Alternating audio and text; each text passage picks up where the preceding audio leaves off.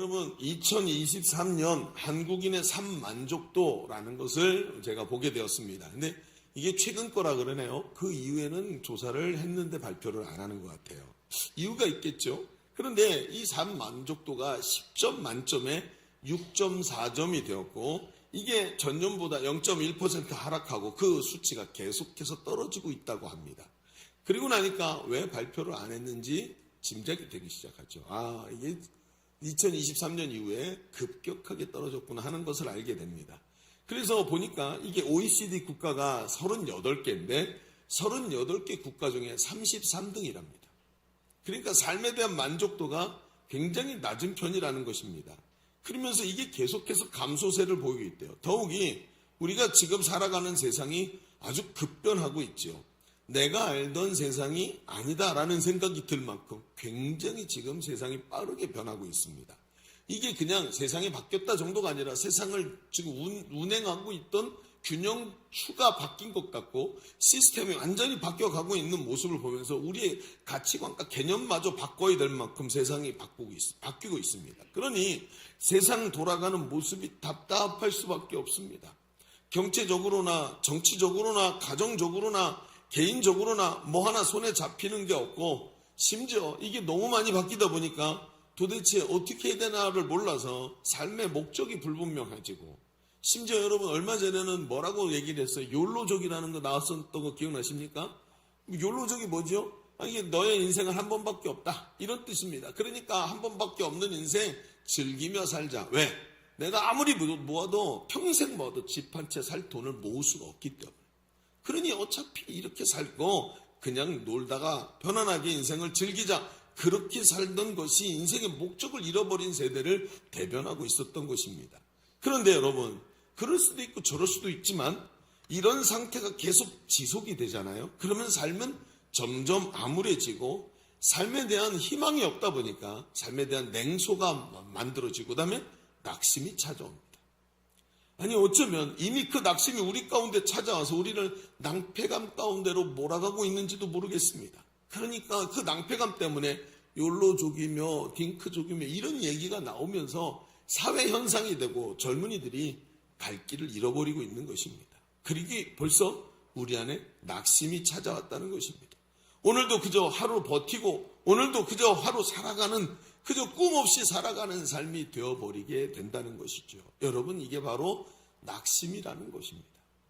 그런데 오늘 우리가 읽은 성경에 보면 정확하게 낙심에 빠져서 쓰러져 버린 사람의 모습이 그 한 사람의 이야기가 나옵니다. 바로 그 사람이 누구냐 하면 로뎀나무 아래 누워있는 엘리야의 모습입니다. 오늘 본문에 기록된 이 엘리야라는 선지자는 위대한 선지자라고 불리는 사람입니다. 그는 갈멜산의 대결에서 하늘에서 기도해서 불이 떨어져서 제단을 확 붉게 만드는가 하면 바알의 선지자들을 칼로 쳐서 자기 혼자 대결을 해서 그 위대한 역사를 이루고 바알의 선지자들을 다 멸절시키고 3년 반 만에 그 가뭄이 끝나고 하늘에서 비가 내리게 하는 위대한 능력을 하나님의 능력을 보여준 선지자입니다.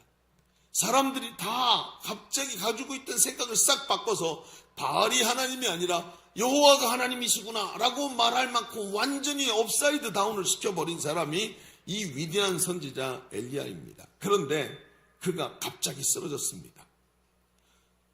이렇게 바알의 선지자를 죽인 것을 듣고는 이스라엘의 제일 악한 왕이라고 말한 아합 왕의 아내인 이세벨이 이 엘리야에게 사람을 보냅니다. 너 내가 내 바알의 선지자를 다 죽였다고?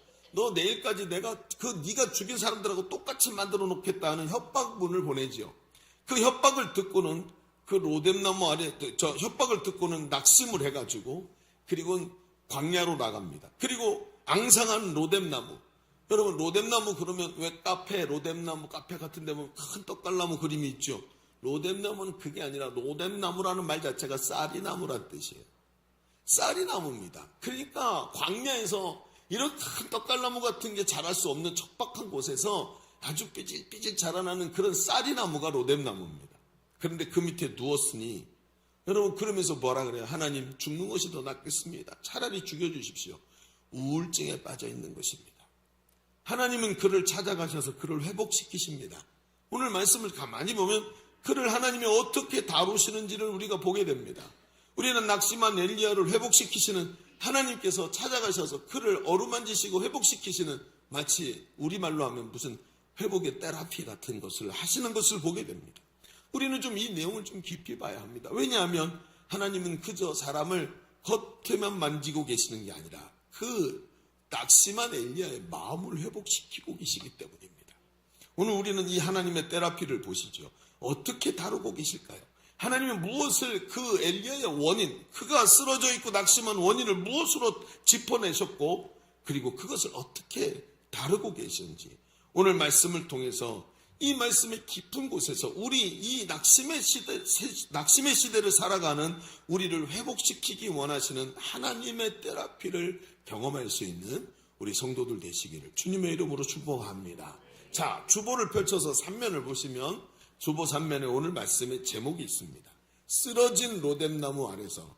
이렇게 써놓고 오늘 주보를 딱 보니까 로뎀나무가 쓰러졌다는 게 아니라 내가 쓰러진 로뎀나무 아래서, 이런 뜻입니다.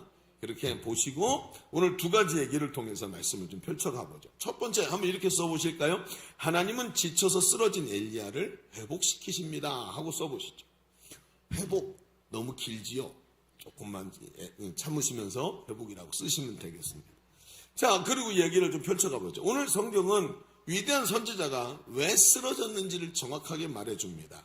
그게 뭘까요? 3절에 보니까 그가 이 형편을 보고 일어나 자기 생명을 위하여 도망하여 유다에 속한 브엘세바에 이르러 자기 사환을 그곳에 머물게 하고 자기 자신은 광야로 들어가 하룻길쯤 가서 한 로뎀나무 아래 앉아서 자기가 죽기를 원하여 이르되 여호와여, 넉넉하오니 지금 내 생명을 거두시옵소서. 나는 내 조상들보다 낫지 못하나이다 하고 이렇게 얘기를 합니다. 여러분, 앞에도 잠깐 말씀을 드렸지만 이스라엘의 가장 악한 왕이라고 불리는 아합이 이방 여인인 이세벨이라는 여자를 자기 아내로 불러서 이제 결혼을 했습니다. 그런데 이 여자가 바알 선지자들을 불러서 이 이스라엘을 다 점령을 해버리고 여호와의 선지자들을 하나씩 찾아가지고 다 죽여버리고 말았습니다. 그런데 지금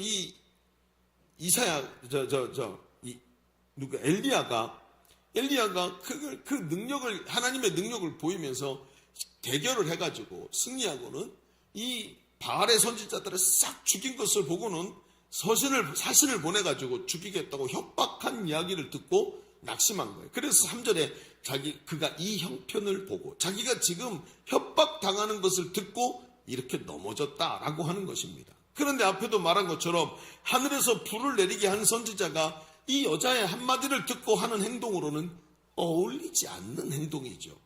왜 이런 모습으로 쓰러졌을까? 우리는 이 이야기를 조금 다른 데서 찾아봐야 됩니다.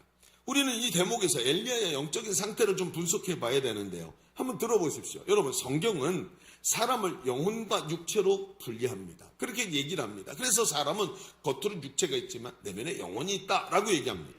그래서 육체와는 다른 본질을 말할 때 영혼이라고 하고, 그 영혼과 육체의 전적인 타락, 그리고 영혼과 육체의 전적인 구원, 구속을 말할 때 이 영혼과 육체라는 둘로 구분을 해서 얘기를 합니다.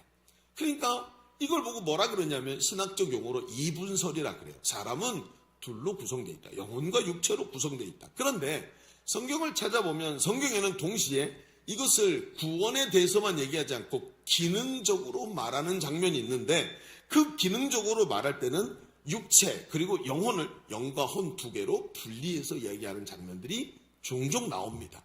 근데 이것은 구원에 대한 얘기가 아니라 기능적인 얘기를 할 때 영혼이라는 걸 영과 혼으로 구분해서 얘기하는데, 이것을 신학적 용어로 삼분설이라고 얘기를 합니다. 자, 여기서 이 얘기를 좀 해봅시다. 육체가 무엇인지를 아니까 우리가 먼저 육체 안에 있는 혼의 세계를 먼저 얘기해 봅시다. 이 혼의 세계라는 것은 사람의 말 그대로 감정, 생각, 의지, 욕망을 담고 있는 것입니다. 기억, 추억, 이런 것들이 이 안에 다 들어있죠. 트라우마, 이런 것들도 다 나의 기억의 세계, 혼의 세계에 다 있는 것입니다. 이것은 우리의 경험이 저장되는 곳입니다. 그래서 창세기 49장 6절에 보면 이런 말씀이 있어요. 내 혼아, 그들의 모의에 상관하지 말지어다. 그러니까 내 정신이 악한 자들이 모여서 자꾸 말하는 것에 그 정신을 쏠지 말으라는 거예요. 하나님이 그거 기뻐하시지 않으니까. 그래서 혼에 대한 얘기가 분명히 존재하더라는 거예요. 시편 42편 5절에도 내 영혼아 내가 어찌하여 낙심하며, 그렇죠, 낙심하며 어찌하여 내 속에서 불안해하는가. 사람의 혼이 가지고 있는 기능을 성경이 정확하게 말을 하고 있습니다. 여러분, 이런 상태가 바로 혼에서 일어나는 거예요. 그런데 혼의 세계, 우리가 인식하고 기억하고 느끼는 내 내면의 세계, 그 더 깊은 곳에 내 내면이 느끼지 못하는 또 다른 세계가 있는데 그것을 영적인 세계라고 합니다.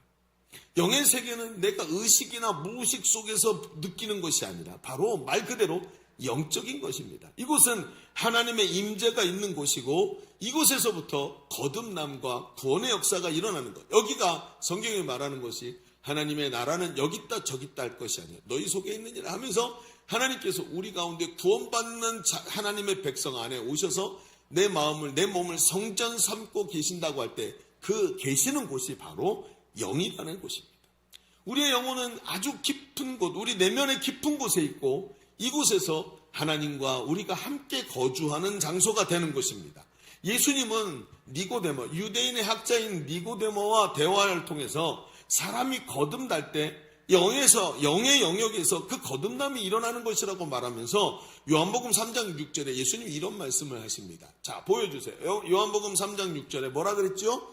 육으로 난 것은 육이요, 영으로 난 것은 영이요. 즉 무슨 얘기예요? 니고데모가 사람이 어떻게 거듭납니까? 그랬더니 거듭난다는 게 이해가 안 되는데 왜? 육신만 생각하니까 거듭남이라는 게 이해가 안 되는구나. 거듭남이라는 것은 육체의 얘기가 아니라 네 깊은 이 영의 세계에 하나님이 거주하시는 거야 라고 하면서 영으로 새롭게 태어나는 것이라고 얘기하면서 영의 세계를 말씀하셨어요. 그런데 이 세 가지를 가만히 보면 육체가 있고 혼이 있고 영이 있는데 우리가 신앙생활을 하면서 자주 우리는 영과는 상관없이 혼에 기반을 두는 신앙생활에 치우칠 때가 많더라는 거예요. 무슨 얘기입니까? 예배의 감동, 지금 나를 사로잡고 있는 감정, 내가 느끼고 있는 것, 이런 것들에 중시하더라는 거예요. 오늘 기도를 하는데 몸이 떨렸고 가슴이 뜨거웠고 여러분 굉장히 중요한 겁니다. 그런데 이게 기반이 돼 있더라는 거예요. 그러니까 반대로 말하면 영을 말씀으로 채우지 않고 내 영이 하나님의 말씀으로 강력하게 채워지지 않고 감정에 의해서 신앙생활을 하는 혼의 신앙생활들이 있더라는 것입니다. 여러분 로마서 8장 16절에 보면 이런 말씀이 있죠. 성령이 친히 우리의 영과 더불어 우리가 하나님의 자녀인 것을 증언하시네. 여러분 뭐래요? 성령이 우리의 영에 오셔서 우리의 영이 내가 하나님의 자녀이구나 하는 것을 성령이 가르쳐 주셔서 내 영이 깨닫는데요. 이걸 뭐라 그러죠? 정체성입니다. 감정에 의해서 흔들리는 게 아니라 내 안에 깊이 뿌리 박은 자기 정체성이에요. 우리의 영이 성령의 도우심을 받아 강력하게 말씀으로 채워지면서 우리의 정체성과 확신 그리고 우리를 흔들리지 않고 강력하게 지탱하는 거대한 기둥 같은 것이 딱 우리의 영에 박히게 된다는 것입니다. 그래서 여러분 감정에 치우친 신앙은 혼이 느끼지만 여러분 혼이 하나님이 나를 사랑하시는구나 하나님이 나를 기뻐하시는구나 느끼지만 그렇지만 영이 강건하지 않기 때문에 혼에 치우쳤기 때문에 이상한 일이 벌어지는 거예요. 뭐지요? 감정은 되는데 몸이 움직이질 않아요. 여러분 기억나십니까? 예수님께서 겟세마네 동산에 올라가서 기도를 하십니다. 마지막 십자가를 앞두고 기도하셨는데 그런데 제자들이 함께 기도하러 같이 올라갔는데 몸이 피곤해서 졸고 잡니다. 제자들을 가서 깨우지요. 얘들아 내가 지금 죽게 됐으니 나를 위해 좀 기도해다오. 알아요. 예수님이 힘들고 어렵다는 걸 다 압니다. 그런데 어때요? 예수님의 마음을 알고 있지만 그게 마음으로만 느껴져요. 그러니까 어때요? 예수님이 말해요. 마음에는 원이로되 육신이 약하구나. 여러분 시간을 돌려서 베드로를 생각해 보십시오.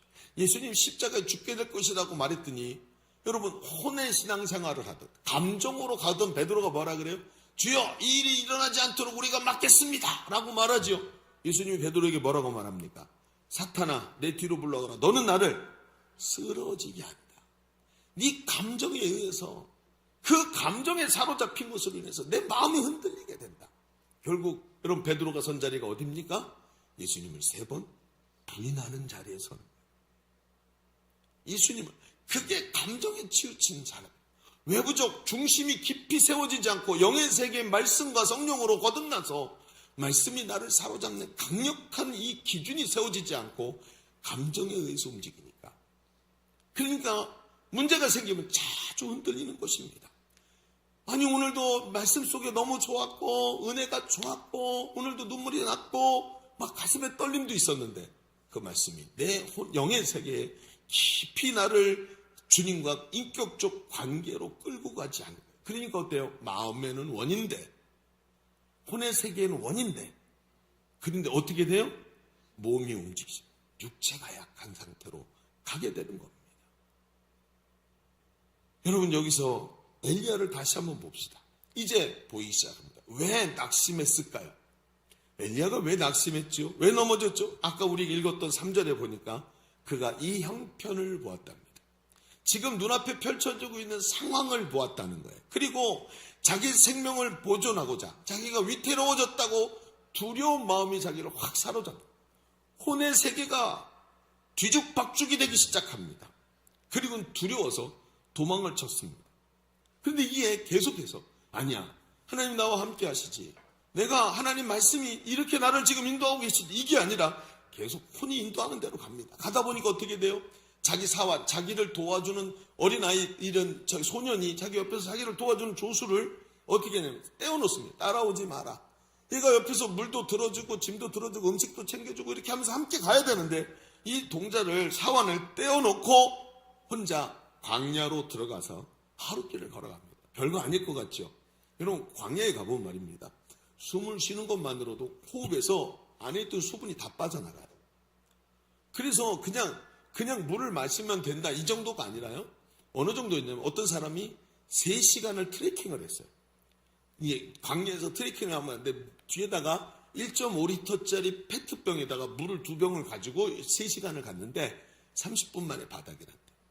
물이 3, 40분 1시간이 안 돼서 2병이 다 나가고 나머지 2시간을 목이 말라서 막 걸어가고 죽을 똥살똥 해갖고 한 유대교 술돈에 들어가게 됐는데 이게 기어서 들어가니까 그 수도사들이 보고는 놀라가지고 물을 떠다 주는데 물 위에다가 씨앗을 나무 씨앗을 쫙 깔아서 주더래요. 왜 이렇게 주나 봤더니 우리 왜 물 먹을 때 바가지에다 뭐 띄워요? 그러니까 버드나무 잎을 띄워서 주지요? 모르세요 그런 거? 우리 3.1운동 때 다 겪어봤잖아요. 그렇게 띄워주는 것처럼 똑같이 띄워주더래요. 그래서 그걸 벌컥벌컥 마시는데 양동이 하나를 다 먹고 나서 두세 사람이 양동이 하나를 다 먹고 나서 그제서야 이게 해갈이 되더라고요. 그렇게 광야가 무섭습니다. 그러니 하룻길을 혼자 갔으니 죽죠. 이게 어떻게 되겠습니까? 물이 얼마나 있겠습니까? 그리고 쓰러졌어요. 이게 뭡니까? 감정이 나가지고 분노가 나가지고 스스로 자학의 자리에 간 거예요. 에라 모르겠다. 하나님하고 하나님께 떼쓰듯 자학의 자리에 가게 돼. 이게 감정입니다. 그리고 노뎀나무 아래 누워서 마치 그것이 이 상태가 하나님의 탓인 것처럼 하나님이 시키는 대로 했는데 안 됐잖아요. 그러면서 차라리 죽여주세요. 얘기하면서 누워있는 거예요. 제가 여기 누워있는데 옆에다 가로 열고 뭐라고 썼냐면 지랄하고 자빠졌네 라고 썼어요. 기가 막힌 거예요. 이게 우리의 감정에 의해서 움직이는 신앙생활이에요. 엘리야는 지금 마음이 지친 겁니다. 정확하게 말하면. 육체에 힘이 없는 게 아니라 마음에 지친 거예요. 지금도 살아오면서 하나님의 말씀이 나를 굳건하게 인도하는 그 능력이 된 게 아니라 마음에 의해서 살다가 마음이 지쳐버린 겁니다. 우리가 여기서 기억해야 하는 것이 있습니다. 사람이 낙심할 때의 특징이 바로 이겁니다. 감정에 사로잡히고 내 마음이 말할 때 그 마음에 반응할 때 사람이 자꾸 쉽게 쓰러집니다. 경험, 체험, 뜨거움, 여러분 굉장히 중요한 겁니다. 그런데 그것이 영의 강건함이 없이 영이 굳건하게 서 있는 것 없이 혼에 치우쳐져서 나오는 경험과 뜨거움, 체험 이럴 때 사람이 중심이 없으니까 밖에서 왔다 갔다 하는 환경에 의해서 기도가 응답됐어. 오늘 너무 좋아. 근데 기도가 응답이 안 됐어. 하고 쓰러지게 되더라는 것입니다. 그래서 위대한 선지자가 이세벨이라는 이 여인의 한마디에 낙심하게 된 것입니다. 여러분 한번 생각해 보시죠. 여러분 우리는 어떤 신앙생활을 하고 있었습니까? 무엇에 반응하고 있습니까? 여러분 기도가 응답됩니까? 지금 세일의 새벽 기도회를 오늘 새벽에 마쳤습니다. 보니까 기도가 응답이 안 되신 분들이 많은 것 같아요. 여러분 응답이 안 됐다고요? 아닙니다. 여기에 집중하면 안 됩니다. 응답은 됐습니다. 그런데 그게 내 때가 아니라 하나님의 때에 우리에게 다가올 줄로 믿습니다. 기도는 우리가 기도를 시작할 때 하나님께서 너 기도해라. 내가 응답하겠다. 그래서 기도가 시작되는 거예요. 그런데 그 기도가 시작될 때 이미 응답은 왔지만 시작됐지만 하나님의 때에 내가 생각한 것보다 더 좋은 것을 하나님 우리에게 주시는 것을 우리는 여러 번 경험했습니다. 그런데 자꾸 감정에 집중하니까 응답이 안 됐다라고 생각을 합니다.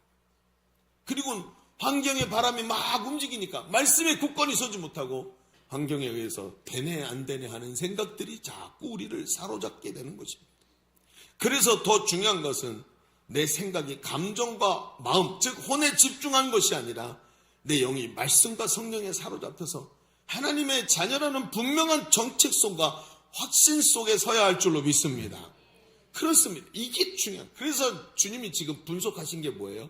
하나님이 분석하신 게 지금 네가 마음이 힘들구나. 네 마음이 지금 이렇게 넘어졌구나 하고 이야기를 하고 계십니다. 그래서 하나님이 어떻게 하십니까? 이렇게 쓰러진 엘리야를 하나님께서 딱 진단을 내리시고 찾아가십니다. 그리고 뭘 하는지 보실까요? 5절부터 7절까지 한번 읽어보겠습니다. 자, 읽어보면서 하나님이 뭘 하는지 보세요. 자, 5절부터 시작. 로뎀나무 아래에 누워 자더니 천사가 그를 어루만지며 그에게 이르되 일어나서 먹으라 하는지라. 본즉 머리맡에 숯불에 구운 떡 한 병 물이 있더라. 다시 누웠더니 여호와의 천사가 또 다시 와서 어루만지며 이르되 일어나 먹으라. 내가 갈 길을 다 가지 못할까 하노라 하는지라. 자, 천사가 하나님 보내신 천사가 엘리야를 찾아왔는데 뭐 하나 봤더니 누워 자는 엘리야를 찾아와서 어루만진대요. 어우 남사스러워라. 그게 아니고요. 계속 뭘 하는지 보세요. 어루만지고 누워 자게 하고 떡을 먹게 하고 이 주식이죠. 먹게 하고 물을 마시게 해요. 그랬더니 물 마셨더니 또 자. 또 어루만져. 또 먹어. 또 자. 이게 뭘까요 여러분? 이게 육체의 회복을 위해서 일하고 계십니다. 그래서 학자들이 하는 말이 이 어루만짐이 뭐냐면 고대에서 있었던 마사지를 의미한다라고 생각을 하는 거예요. 왜? 계속 육체의 회복을 위해서 계속 일하고 있는 모습 속에 이 어루만짐이 있기 때문에 이게 마사지를 표현하는 것이다라고 생각을 하더라고요. 그렇습니다. 여러분 육체 회식, 휴식, 사람이 육체적으로 휴식하는 게 참으로 중요합니다. 육체 회복이 우리의 마음에도 용기를 주지요. 여러분 생각해 보십시오. 우리 남성 우리 집사님들 성도들 생각해요. 배고프면 짜증이 팍 나죠. 혼의 세계가 확 뒤죽박죽이 돼. 배고프면. 여러분 그래서 아내분들은 여러분 부부 싸움할 때 뭐부터 해야 된다고? 필승을 위해서 밥부터 먹여야 된다고. 밥을 먹이면 부부 싸움에서 필승하지요. 왜? 남자들이 밥을 먹고 나면 혼의 세계가 헬렐레해지니까. 그래 네 마음대로 해. 이렇게 나오지 않습니까? 그러니까 육이 회복이 되면 내 마음도 회복이 되더라고요. 예전에 저희 어르신 목사님들이 기도원에 자주 많이 가셨었어요. 기도원에 도 닦듯이 가갖고 뭐 하고 참선하고 기도하고 그게 아니더라고요. 제가 물어봤어요. 기도 가면 뭐 하세요? 저도 한번 갔더니 심심해서 견딜 수가 없어서 뛰쳐나왔거든요. 기도원 가면 뭐 하세요? 했더니 목사님 뭐라 그러시냐면 잔대요. 제일 먼저 주무신대요. 한참 자다가 일어나면 배가 고파갖고 일어나면 먹는데요. 드시면 뭐예요? 산책한대요. 산책하고 뭐 하세요? 또 잔대요. 주무시면 뭐 하세요? 먹는데요. 그걸 한 3일 정도 한다면 계속 아무것도 안 하고 먹고 자고 산책하고 가만히 있고 그걸 가만히 있는데 한 3일 정도 지나면 마음이 지겹다라고 생각하면서 모든 마음이 느슨해지는데 그때부터 하나님이 보이기 시작합니다. 그렇게 정신없고 바쁘고 머릿속에 팽팽 돌아가고 도대체 어떻게 해야 될지 몰라서 이것 맞고 저것 맞고 바깥으로 이것 맞고 막 이렇게 하던 삶에서 갑자기 손에 힘이 툭 풀리더니 몸이 회복이 되더니 하나님의 음성이 들리기 시작한대요. 신기하대요. 하나님이 말씀하시는 게 느껴지고 말씀이 생각이 나고 그리고 이렇게 하는 게 아니었는데 하면서 지혜가 오기 시작한대요. 그러면서 갑자기 생각이 자연스럽게 바뀌면서 눈이 열려서 하나님과 깊은 기도를 하기 시작한대요. 여러분, 엘리야를 찾아가신 하나님이 하는 행동을 보십시오. 그가 넌 그렇게 능력을 줬는데 하늘에서 불이 뚝 떨어져 갖고 그 제단을 다 태우고 막 내가 3년 반 동안 가뭄도 해결해 줬잖아. 내가 그렇게 너에게 능력을 줬는데 고작 네가 지금 믿음 이거밖에 안 돼? 이 특수효과를 이렇게 하는 이 예배를 보십시오. 얼마나 은혜가 되는지. 네 믿음이 이거밖에 안 돼? 이렇게 탓하시지 않더라고요. 꾸짖지 않으시더라고요. 오히려 너 아직도 해야 될 일이 있지 않니? 응? 네가 그 길을 다 가지 못할까 참 염려가 되는구나 하고 회복하라고 용기를 북돋아 주면서 그렇게 지쳐서 마음이 지쳐서 낙심한 엘리야를 몸을 회복시키고 마음을 회복시키는 은혜를 하나님 주시더라는 거예요. 여러분, 오늘 하나님께서 우리에게도 똑같이 회복의 은혜를 주실 줄로 믿습니다. 그 마음이 하나님 앞에 용기를 얻어야 되는 거예요. 자, 우리 첫 번째 얘기를 좀 정리해보죠. 우린 지금까지 엘리야를 회복시키시는 하나님의 테라피를 보았습니다. 하나님은 엘리야의 마음이 지친 것을 보시고 혼이 지쳤단 말이에요. 마음이 지쳐서 감정에 사로잡히고 낙심한 것을 아시고 그의 육체를 회복시키시고 그에게 위로와 용기를 주면서 그를 회복시키신 줄로 믿습니다. 자, 그런데 하나님은 여기서 멈추시질 않아요. 그 뒤에 이제 우리가 읽은 말씀 맨 마지막에 읽은 말씀에 8절에 보면 엘리야를 회복시키시고 하나님이 하게 하시는 일이 있어요. 뭘까요? 8절에 일어나 먹고 마시고 그 음식물에 힘을 의지하여 40주 40년 40일 동안 밤낮을 달려가서 어디 갔냐면 하나님의 산인 호렙에 이르렀다 하고 써 있어요. 자, 앞에서 우리 혼에 대한 이야기를 잘 들었다면 하나님께서 이 혼을 회복시키고 육체를 회복시키신 더 근원적 이유가 여기 있다는 것을 짐작하실 수 있을 겁니다. 뭐가 어디에 있죠? 호렙산. 여기 가는 게 하나님의 진짜 목적이었구나. 그래서 응급처치를 하신 거였구나. 몸을 회복시키고 마음을 회복시켜야 이 호렙산에 올 수 있기 때문에 하나님이 응급처치를 해서 호렙산에 올 수 있도록 만드신 응급처치였구나. 그러면 이 호렙산에서 일어나는 일이 더 근원적인 일이라, 회복이라는 거예요.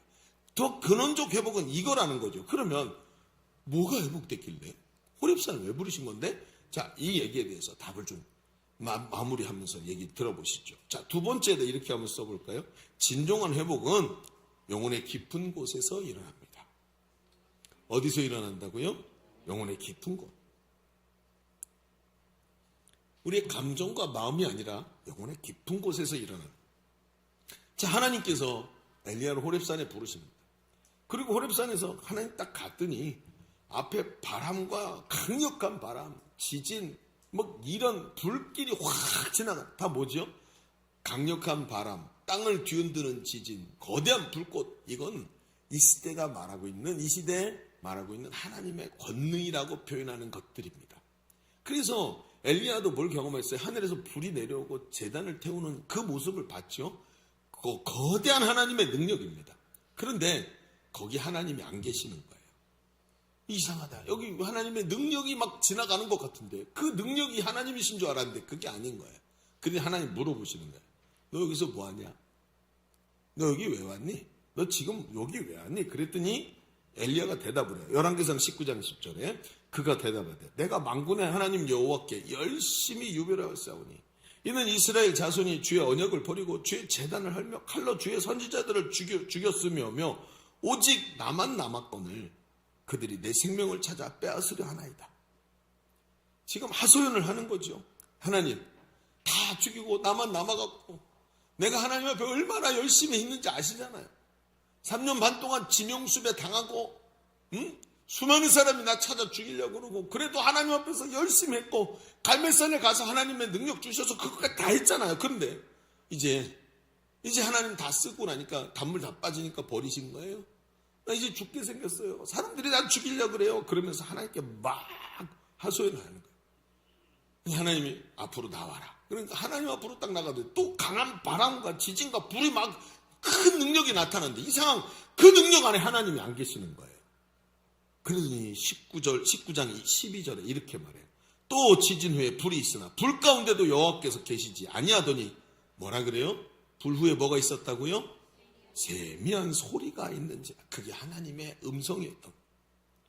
여러분, 하나님은 강한 바람이나 땅을 흔드는 지진이나 재단을 태우는 불이 아니라 세미한 음성으로 만나주시더라. 즉 인격적으로 깊이 있게 다가오시는 하나님의 말씀을 엘리야가 체험한 겁니다. 그 말씀 속에서 오셔서 하나님이 조용히 말씀하시는 거예요. 여러분, 우리가 이게 중요합니다. 여러분, 우리는 자주 이런 생각을 해요. 뭔가 대단한 체험과 능력이 나타나는 것을 원합니다.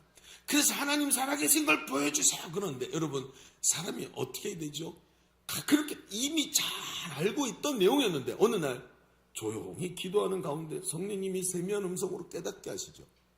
조용한 것 같은데 확신이 밀려오더니 밀물이 들어오는 것처럼 확 들어오더니 어느새 꽉 차고 이게 채워지는 걸 경험하는.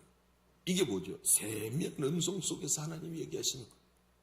그리고 그 세미한 음성을 들어서 너무나도 정확하고 확신에 차서 살아가게 만드시는 말씀의 능력 말입니다. 여러분, 우리는 가끔 기도가 안 되는 것을 경험합니다. 왜 그럴까요? 우리의 혼은 분명히 하나님과 교제가 필요함을 느끼지만 영이 비어 있어서, 영이 건강하지 못해서 기도가 안 되는 거예요.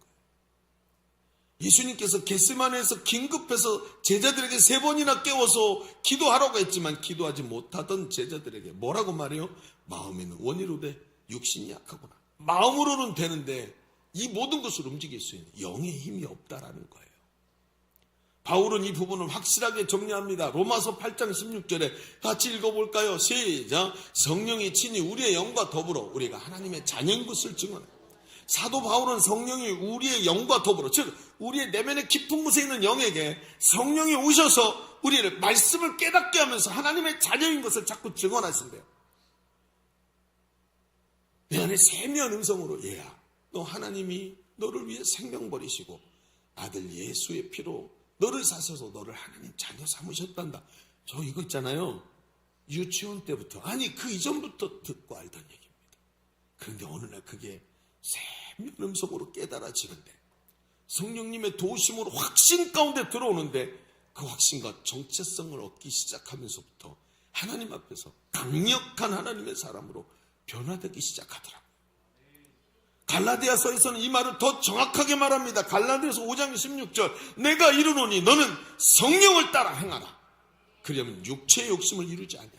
성령님이 내 안에 영에 주시는 그 담대한 믿음을 따라서 행하면 육체의 욕심을 이루지 않는답니다. 그리고 영이 강건해져서 승리한다는 거예요. 여러분, 영이 강건하면 힘을 얻고 방향성을 얻고 분별력을 얻게 되는 것입니다. 그리고 하나님이 나를 두 손을 내 어깨로 탁 붙잡는 거예요. 바울이 죄인의 몸으로 압송당하면서 배에 탔습니다.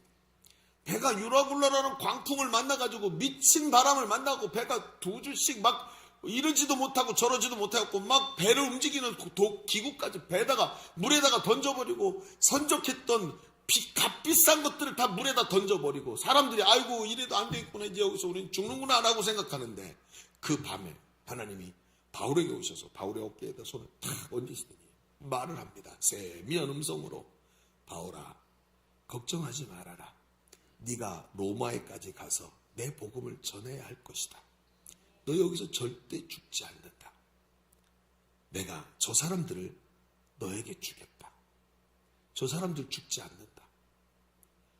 여러분, 이 담대한 음성을 듣고 나더니 바울이 자기는 죄수인데 군인들에게 가서 얘기합니다. 어젯밤에 하나님이 나에게 오셔서 말씀하셨다.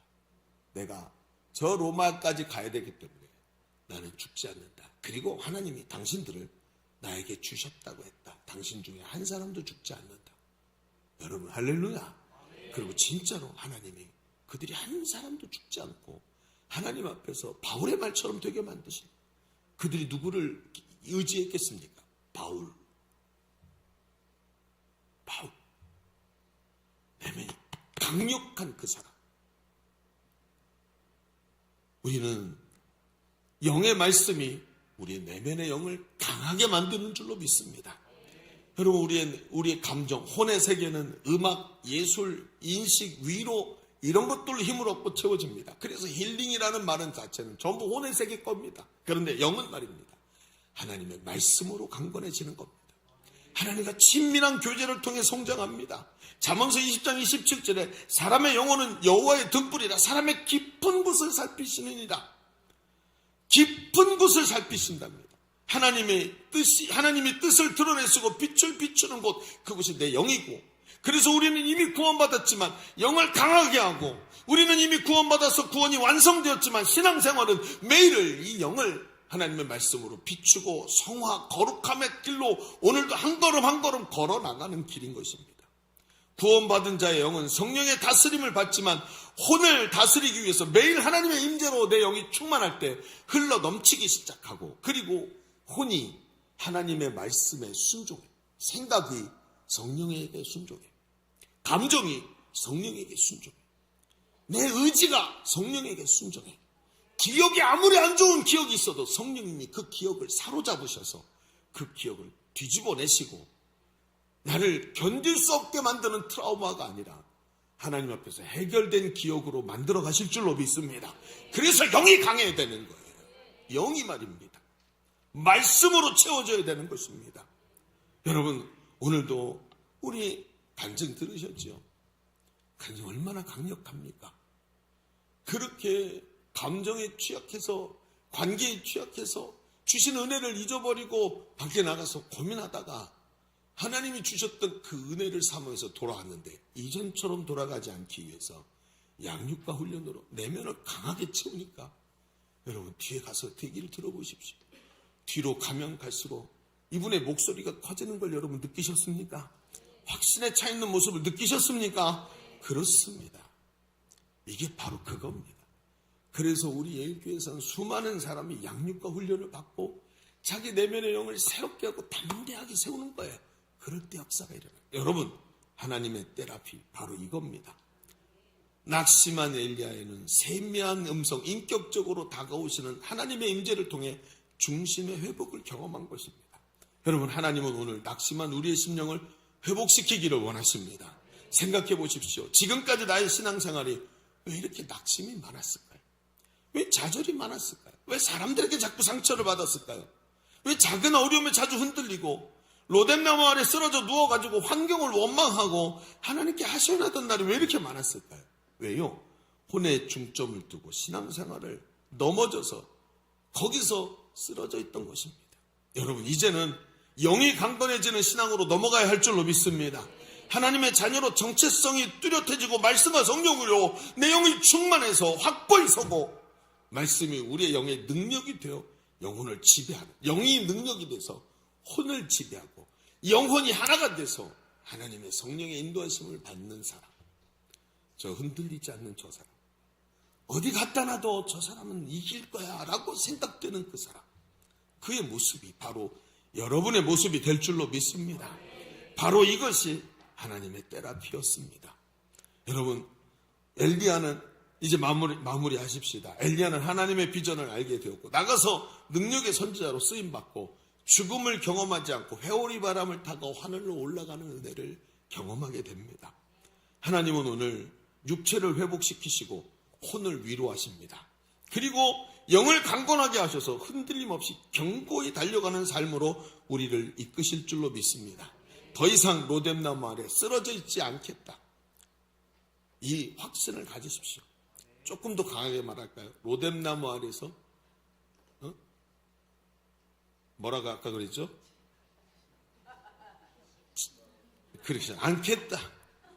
그렇죠. 이제는 다 얘기하면 안 될 것 같아요. 그거 안 하겠다. 그러면서 영혼을 강건하게 해서 승리하는 우리 성도들의 삶이 되시기를 주님의 이름으로 축원합니다. 축원합니다. 자, 우리 기도하겠습니다. 오늘 말씀의 은혜를 붙잡고 서십시다. 하나님, 쓰러지지 않겠습니다. 더 이상 우리의 내 마음의 감정에 휘둘리지 아니하고 하나님 주신 말씀과 성령으로 충만해서 하나님과 깊은 그 관계 속에서 주님을 붙잡고 승리하는 나의 믿음이 되게 하여 주옵소서. 오늘 말씀의 은혜를 붙잡고 주님 한번 외치고 기도합니다. 주여, 할렐루야. 아버지 하나님, 오늘 이 말씀을 깨닫게 하시니 감사합니다. 성령께서 오늘도 우리 가운데 담대한 믿음 주시는 줄로 믿습니다. 하나님의 영으로 충만하게 하소서. 말씀과 성령으로 충만하게 하소서. 내 영혼을 강건하게 하소서. 하나님, 이제 주님의 성령의 인도하심 받고 하나님 앞에 서기를 간절히 원합니다. 내 생각이나 내 뜻이 아니라 하나님의 뜻에 사로잡히고 말씀에 사로잡히고 세미한 주의 음성에 사로잡혀서 오늘도 달려갈 수 있도록 하나님 은혜를 베풀어 주옵소서. 쓰러지는 자가 아니라 이기는 자, 승리하는 자가 되도록 하나님 역사하여 주옵소서. 오늘 이 말씀이 우리의 지표가 되기를 간절히 원합니다. 깨닫게 하시고 깊이 있게 보게 하시고 성령의 능력으로 사로잡아 우리를 도와 주옵소서. 거룩하신 하나님 감사합니다. 오늘도 주의 음성 듣게 하시니 감사합니다. 더 이상 로뎀나무 아래 누워있는 자 되지 말게 하시고 내 심령이 강건해져서 하나님의 말씀 붙잡고 주님과 깊은 관계 속에서 오늘도 믿음으로 승리하며 달려가는 성도의 삶이 되게 하여 주옵소서. 감사드리며 예수님의 이름으로 기도하옵나이다. 아멘. 우리 하나님께 감사의 박수 올려드립니다.